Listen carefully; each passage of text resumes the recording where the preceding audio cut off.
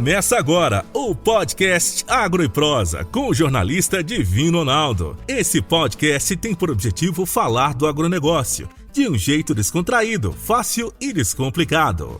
Com vocês, Divino Ronaldo e o Agro e Prosa. O meu entrevistado de hoje já tem carteirinha de sócio remido aqui no programa, já esteve aqui várias vezes, é o André Debastiani, que é o coordenador do Rally da Safra, e nós vamos falar sobre as condições da safra brasileira 2021-22.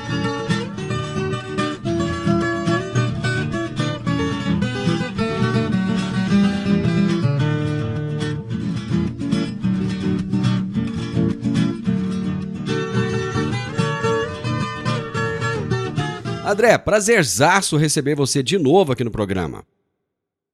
Olá, Divino. Satisfação é minha estar de volta aí, conversando aí com o seu público para trazer um pouco de informações do campo e compartilhar com vocês. Pois é, você esteve aqui em Rio Verde no último dia 3, hoje já é dia 11. Você trouxe boas ou más notícias para o produtor aqui do Sudoeste Goiano? Bom, para o Sudoeste Goiano, eu acho que a gente tem notícias muito boas quando a gente fala de soja, né? Nós finalizamos a safra de soja e apesar de a gente ter problemas no Brasil, esses problemas não estão no Sudoeste Goiano, não. O Sudoeste Goiano colheu uma safra sensacional de soja. Agora, ao mesmo tempo que eu estava aí falando de fechamento de soja, a gente já estava de olho também no milho, né? E o milho tem problemas, a gente já começa a ver aí algumas regiões sofrendo bastante, inclusive o Sudoeste Goiano, algumas localidades com 30 dias sem chuva, e isso começa já a prejudicar o desenvolvimento dessa safra de milho. Então, nem de todo bom, mas também nem de todo mal, Divino. Bom, então vamos fazer o seguinte, vamos pegar esse primeiro bloco do programa, vamos trazer um resumão aí de como é que foi a safra brasileira de soja. O pessoal já sabe os números, já foram consolidados e tal, mas enfim, eu acho que é sempre bom a gente olhar para o passado, porque isso traz uma referência para o futuro, né? Depois a gente vai falar de milho e mercado. Ok, vamos lá. Bacana. O que aconteceu? Porque quando o pessoal começou a plantar a soja, parece que tudo ia ser lindo demais, né? Janela perfeita, chuvas, tudo indo muito bem, mas no meio do caminho a coisa ficou meio atropelada em algumas regiões do país. Como você disse, aqui até que foi tudo bem, o pessoal ficou muito feliz. Mas nós, pegando ali de parte do Mato Grosso do Sul até o Rio Grande do Sul, foi complicado, né, André? Todas as regiões que tiveram forte influência do Laninha, né, e de influência negativa, que diz respeito a menos chuva, acabou sofrendo bastante nessa safra. Então, se a gente falar do sul do país, eu estou incluindo aí também o sul do Mato Grosso do Sul, a gente teve uma condição severa de seca. Vários municípios, começando aí pelo oeste do Paraná, tiveram já 30, 40, 50 dias sem chuva e que acabou resultando em produtividades, inclusive zero, né? Muitas áreas que não foram colhidas ou tiveram uma variação aí de 0 a 20 sacos por hectare no oeste do Paraná, que é a região que primeiro planta, né? Pensando já no milho segunda safra. Esse não é o cenário total do Paraná, porque temos outras regiões melhores do Paraná, pega aí mesmo os Campos Gerais, que é uma safra mais tardia, acabou colhendo uma safra razoável bem, né? Tudo depende de uma questão de comparação, então ainda o Campos Gerais colheu bem, mas foi uma safra problemática, sim, para o Paraná. E quando a gente olha tanto Santa Catarina quanto o Rio Grande do Sul, a gente teve problemas sérios. Pega o Rio Grande do Sul mesmo, nós estamos falando de uma produtividade média para o estado de soja de 25,4 sacas por hectare. É a menor desde 2005. E é triste quando a gente vai para o campo e vê essa situação, né? Produtores, por exemplo, da região das Missões, colhendo 10 sacos, que vai ser mais ou menos a média dessa região. A própria região do Planalto, que é uma região bastante consolidada, de altas tecnologias, produtores muito acostumados a colher aí 70 sacos fácil, né? Esse ano vai estar colhendo 25, 24 sacos por hectare. Então, a gente tem uma condição muito extrema no Rio Grande do Sul, que traz, inclusive, as médias do Brasil para baixo, né? Imagine que na safra passada o Rio Grande do Sul colheu aí em torno de 21 milhões de toneladas e nessa safra não vai colher 10 milhões de toneladas. Então, acho que isso exemplifica bem, né? Uma quebra de quase 60% do estado do Rio Grande do Sul. Então, quando a gente fala de Rio Grande do Sul, Santa Catarina, próprio Paraná e o sul do MS, foram as regiões que bastante afetadas por esse clima seco, né? Foi o que a gente viu, e não só seco, mas com temperaturas muito elevadas, tanto é que até mesmo as áreas de pivô que a gente tem no Rio Grande do Sul, na região aí do Planalto, foram prejudicadas. Primeiro porque a temperatura é muito elevada e também porque mesmo as barragens acabaram não tendo mais água suficiente para irrigação. Então, essa região, de fato, sofreu muito. Isso traz a média brasileira para baixo, traz as nossas produtividades nacionais para baixo, e a gente deixa de produzir nessa safra de soja pelo menos 20 milhões de toneladas. Imagine que a gente ia colher umas 145, que seria aí o potencial produtivo dessa safra, a gente vai colher aí 124 milhões de toneladas. Então, é uma quebra bastante significativa. Agora, essa safra, enquanto faltou chuva para o sul, para o restante do país, na verdade, sobrou. Em algumas regiões até atrapalhou o excesso de chuva, a começar pelo Mato Grosso, que a gente tem, por exemplo, regiões aí do médio norte do Mato Grosso, que em função do excesso de chuva, a gente acaba perdendo um pouco, principalmente o terço final da safra foi prejudicada pelo excesso de chuva. Mas uma coisa é você ser prejudicado pelo excesso de chuva no terço final da safra de uma lavoura que tinha um potencial produtivo gigantesco, que é o que a gente viu, por exemplo, no Mato Grosso. Outra coisa é você falar de uma perda de safra por conta de falta de chuva, né, que é o do Rio Grande do Sul. Então, por exemplo, quando a gente olha para o Mato Grosso, está beirando já ali os 40 milhões de toneladas, é uma produtividade de 60 sacos por hectare, perdeu, mas mesmo assim nós estamos falando de uma produtividade muito boa. E a gente tem outros estados que a gente pode dizer que a gente teve, se a gente teve perdas por conta de excesso de chuva, desse terço final muito úmido, foram muito poucas, que é o caso de Goiás. E eu destaco o sudoeste do Goiás aí, que teve uma safra excelente de soja. Tanto que quando a gente consolida os dados para o estado do Goiás, a gente está falando de uma safra de 66,3 sacos por hectare. É recorde absoluto para o estado. Imagina que a melhor produtividade que a gente tinha tido para a média do estado havia sido de 62,9. Ou seja, a gente está mais de 3 sacos acima do nosso último recorde. E o resultado foi espetacular. E não é só no sudoeste de Goiás, quando a gente olha também para a região mais leste do estado, a região de Cristalina, quando a gente olha para a região noroeste do estado, que é uma região que para mim é um destaque muito interessante aí em Goiás, uma região que vem crescendo muito ao longo dos últimos anos, né, tomando aí áreas de pastagem, e esse ano produziu muito bem também. Então, para nós aqui, o Goiás é o destaque positivo dessa safra, sem sombras de dúvida. Podemos falar também muito bem de Minas Gerais, produziu bem, uma safra boa, terço final prejudicado, mas ainda com produtividades bastante elevadas. E também a safra do Maranhão, Piauí, Tocantins, né, o Mapitobá, que correu muito bem. Então são duas realidades bem distintas que a gente tem nessa safra, né, Dino? Uma do sul do Brasil, outra das demais regiões, e que nos levam a uma produção de 124,6. Se a gente pegar em termos de média nacional, a gente está falando de 50,9 sacos, 14% abaixo da safra passada. Porém, a gente tem um resultado de área muito expressivo, um crescimento muito expressivo nesse ano, né? 40,8 milhões de hectares, contra 39,2, ou seja, 1,6 milhão de hectares a mais. É um crescimento muito expressivo que a gente tem nessa safra, e toda vez que a gente está tendo crescimento de área, a gente vai aumentando aí o nosso teto produtivo. Mas essa é a safra que foi, né? Estamos terminando de colher o Rio Grande do Sul aqui, e o produtor agora muito focado já na safra de milho, que é o que a gente começa a acompanhar a partir de agora.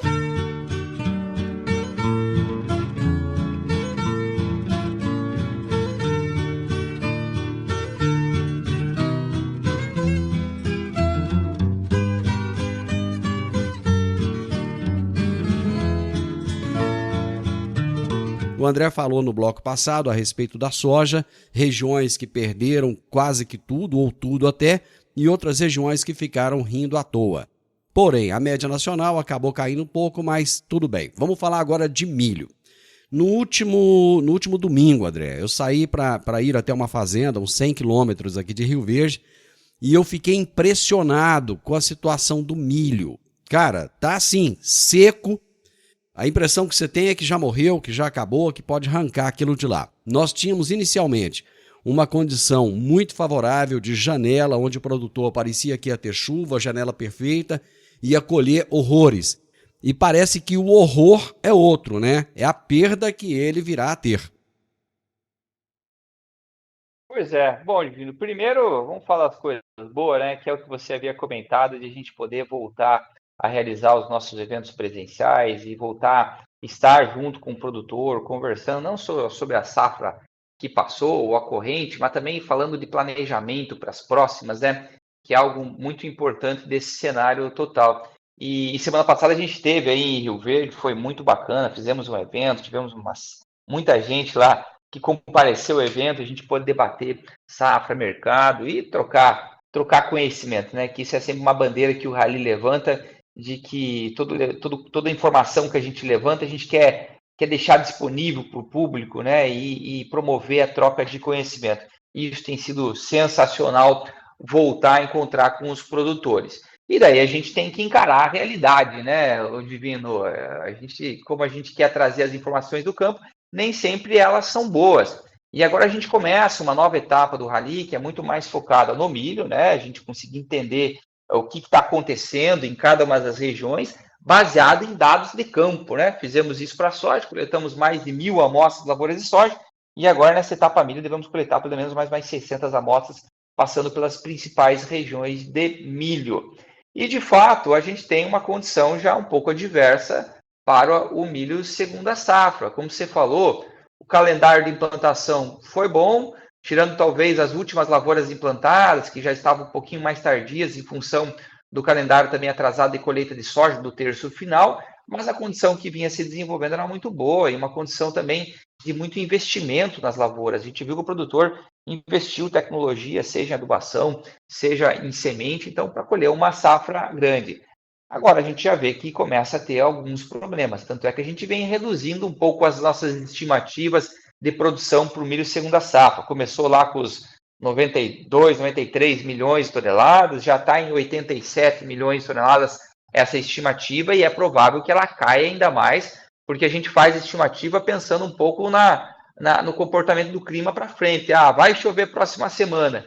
E o que a gente viu ao longo das últimas semanas é que as previsões não vêm se consolidando.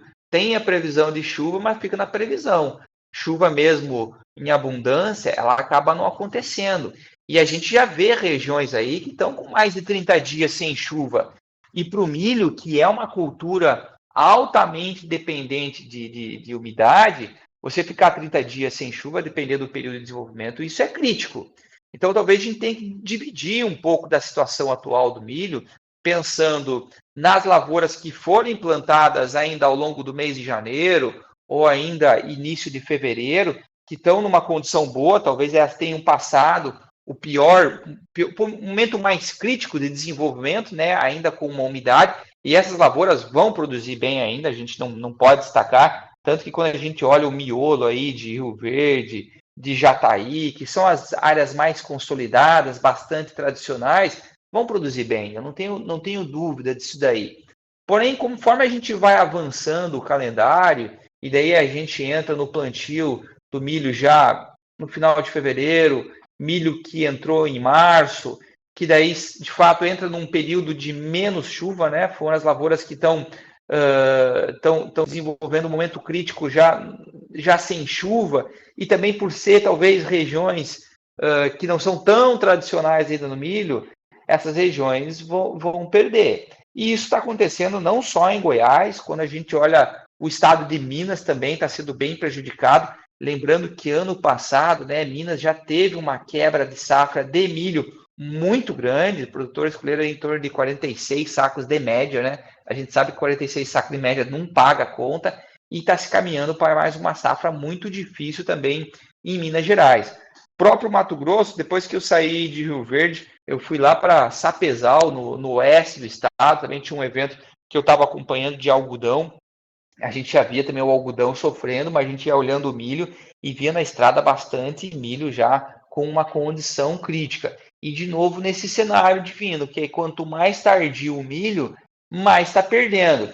Então, semana que vem a gente começa a fazer essas avaliações de milho, né? Tentando ir a campo, fazendo leitura de peso de grão, de população de plantas, número de grãos por espiga, para que a gente tenha dados concretos a respeito da produtividade dessa segunda safra de milho. E vai ser um desafio muito grande, porque a gente sabe que as lavouras mais precoces vão produzir bem, e as um pouco mais tardias estão sendo prejudicadas. Agora é engraçado, Divino, que quando a gente olha para o Paraná, quando a gente olha para o próprio sul do MS, para São Paulo, que foram as regiões que foram prejudicadas na soja por conta do clima, já para o milho estão com uma condição muito melhor. Então, de uma certa forma, a gente inverteu o cenário agora. O Centro-Oeste, que foi beneficiado pelas chuvas na safra de soja, acaba sendo agora prejudicado. E já o Sul, né, principalmente o estado do Paraná, acaba sendo beneficiado no momento do milho segunda safra. Ainda bem para esse pessoal, né? Pelo menos para tentar equilibrar um pouco a balança, né? Exatamente. Então a gente vai estar acompanhando isso e vai trazer essas informações para vocês também a partir da próxima semana, que é quando a nossa equipe começa o trabalho de campo. Bom, você citou aí a questão da média para pagar a conta. Com os altos custos de implantação de uma lavoura hoje, qual que seria a média para pagar a conta? Então, Divino, vai depender da realidade de cada um. O custo de produção é uma coisa muito pessoal, né? Uhum. A gente costuma falar que cada um tem seu custo, seu nível de tecnologia, a sua realidade. Mas hoje o custo, vamos pensar um custo de milho, ele corre hoje já em torno de uns R$ 3.500 por hectare. Isso sem eu considerar arrendamento, sem eu considerar aí despesas administrativas. Se nós pegarmos aqui uma produtividade de milho em torno de 100 sacos por hectare, ou melhor, vamos falar aqui que você queria saber da conta, né? Se a gente pensar em torno de uns 60 sacos, talvez seja aí um pouco do nosso ponto de equilíbrio. Certo. Acima disso, a gente paga a conta, mas se ficar abaixo, você já começa a entrar no prejuízo. Isso se a gente fizer uma conta só de desembolso. Se a gente colocar arrendamento, se a gente colocar uma série de outros custos administrativos, esse valor vai subindo. Mas aí depende da realidade de cada um dos produtores, depende muito também da média de preço de comercialização de cada um. Agro e Prosa, falando do agronegócio de um jeito descontraído, fácil e descomplicado.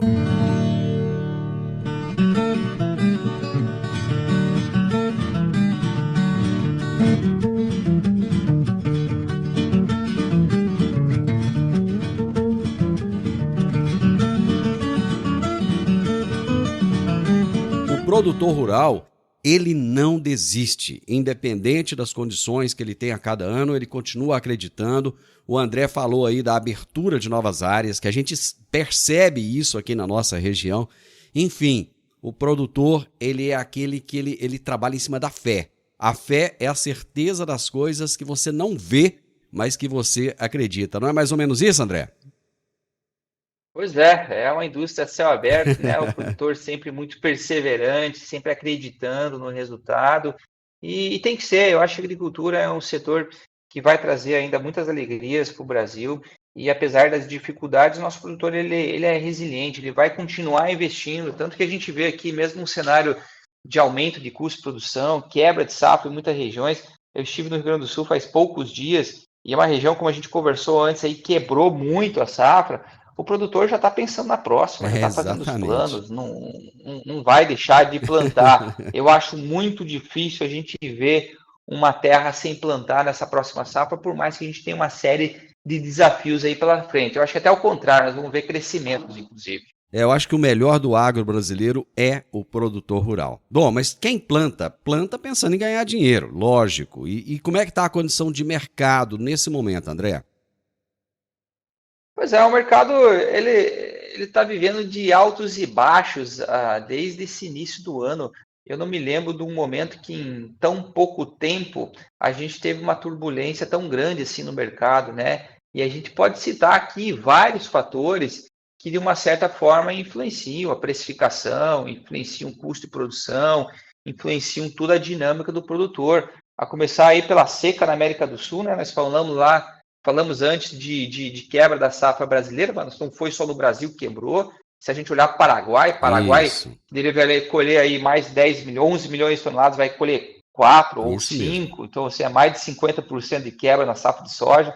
Quando a gente olha para a Argentina, também tem uma quebra gigantesca. E essa quebra na América do Sul, ela influenciou muito o preço, né? Se a gente olhar no começo do ano, os preços foram muito influenciados pela quebra da safra sul-americana. Mas não foi só isso que influenciou o mercado, a gente teve próprias tensões entre Rússia e Ucrânia, que trouxe uma série de dúvidas a respeito de suprimento de insumos, a respeito de como esses países aí conseguiriam também atender a demanda de alimentos no mundo, né? E lembrando que são dois países importantes, tanto na produção de milho quanto na produção de trigo, na produção de girassol. A gente viu também uma oscilação muito grande no preço do petróleo, que influencia o nosso mercado. A gente viu o aumento da taxa de juros no mundo inteiro, o Brasil também, e isso dificulta essa nossa próxima safra, né? Que a gente tem que tomar crédito. Por consequência, a gente assistiu uma oscilação cambial gigantesca, a gente saiu aí de 5,70, fomos para 4,60, já estamos nos 5 agora. Então, pior do que o volume, o valor alto ou baixo é a volatilidade, porque quando a gente tem volatilidade, programar a nossa atividade acaba sendo muito difícil.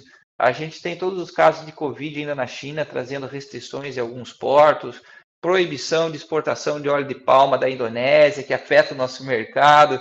Que mais? Tem muita coisa acontecendo, o Divino, e isso traz insegurança para o nosso mercado.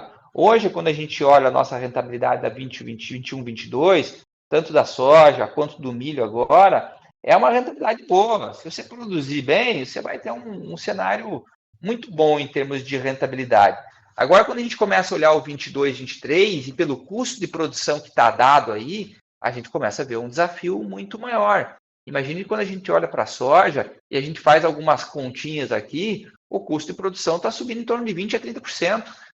De um ano que já havia subido em torno de 30% também do custo. Exatamente. Então imagine para o produtor de algumas regiões que quebrou safra, que tem que fazer uma safra agora com um custo de produção muito mais elevado, uma safra com taxas de juros mais elevadas, e o produtor continua acreditando que vai plantar, que vai dar certo. Então, o risco inerente ao nosso negócio agrícola, ele aumentou de uma forma muito significativa. A gente até pode olhar para os resultados e ver que os resultados são positivos ainda, e são mesmo, tanto para essa próxima safra, quando a gente faz a conta, apesar do aumento do custo de produção, ele é positivo, mas o risco que a gente está carregando na atividade aqui, ele subiu muito. E a gente sabe que quanto maior o risco, maior a dificuldade também de você realizar investimentos, né? O retorno tem que ser maior. Não dá para considerar que a gente vai ter uma safra 22, 23 ainda plena, os estoques mundiais são muito apertados, qualquer problema, seja na safra sul-americana de novo, ou na safra americana, né? Vamos torcer que os problemas fiquem lá na safra americana, a gente volta para um cenário de estoques muito apertado e quem sabe aí a gente tem um novo estímulo em termos de preço, né? E isso acabe compensando esse risco muito elevado que a gente está carregando na atividade agrícola hoje em dia. Bom, olhando para frente, você acha que o governo vai conseguir aumentar o dinheiro com juro menor ou vai continuar mais ou menos do jeito que ficou até agora? Eu acho que o governo não tem mais como aumentar significativamente o valor do crédito agrícola, né? O recurso disponível para o crédito agrícola, porque também a gente tem agora uma diferença de taxa de juro maior. Muito então, maior. O volume necessário para equalizar a taxa de juro subiu bastante. E como eu havia falado antes, o custo de produção também subiu. Então, a necessidade de capital para a gente tocar o agro cresceu demais. E não tem como o governo conseguir acompanhar essas mudanças. Então, vai depender muito do produtor mesmo, fazer uma composição, seja de capital próprio, ou seja de dinheiro de tesouraria de banco, junto com o crédito agrícola, para chegar num modelo que seja racional para ele tocar essa próxima safra. O que ele não vai deixar é deixar ele produzir. Talvez pagando caro ou não, mas vai ter que pagar e vai fazer a safra, isso eu não tenho dúvida. André, já chegamos ao final, preciso te parabenizar mais uma vez pelo trabalho que o Rally realiza, que é sensacional. Eu sei que os desafios não são poucos, mas parece que quanto mais desafio vocês do Rally têm, mais vocês conseguem produzir, mais vocês conseguem trazer números consolidados. Muito obrigado. E esse programa, cara, ele é seu. Use quando quiser, traga as informações, porque isso é muito importante para o produtor rural. Muito obrigado, viu? Bom, Divino, eu que agradeço a oportunidade. Na verdade, quem enfrenta desafios mesmo é o produtor. A gente só vem relatando o que está acontecendo no campo, né? Esse é o nosso desafio. E eu acho que participar do programa de vocês é uma obrigação nossa para que a gente consiga cumprir com esse nosso objetivo. Então, desejo a todos aí uma boa safra e não tenho dúvida que em breve estaremos de volta com mais informações para vocês. E um até logo. Você ouviu o podcast Agro e Prosa. Se gostou, compartilhe, recomende e nos siga nas diferentes plataformas de podcast.